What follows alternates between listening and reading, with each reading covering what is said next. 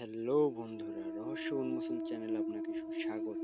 চলুন আমরা দেখব আজকে পৃথিবীর কিছু রহস্যময় ঘটনা, যেগুলো দেখলে আপনার শরীর শিউরে উঠবে। 50-60 বছর পুরনো জোড়া তাল গাছ এবং আমি যে পাশটাতে দাঁড়াই তার বিপরীত পাশে ছিল এলাকার যাতায়াতের রাস্তা এবং পেছনে বাঁশঝাড়, আর সেই বাঁশঝাড়ের ভেতরে ছিল একটা পারিবারিক কবরস্থান।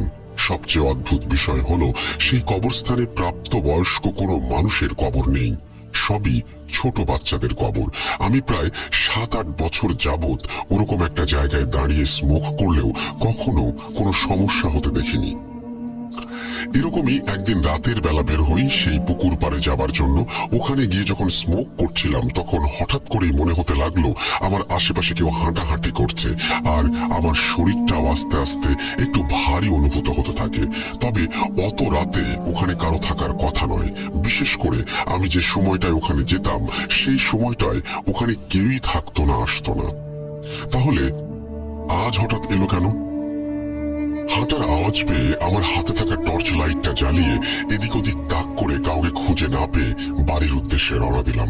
তবে বাড়ির দিকে হাঁটা দিতেই মনে হতে লাগলো কেউ একজন আমার পিছু নিয়েছে, কিন্তু আশেপাশে তো কেউ নেই। মাত্র তো টর্চটা জ্বালিয়ে চারিদিকে দেখলাম, তাহলে হঠাৎ এরকম কেন মনে হচ্ছে?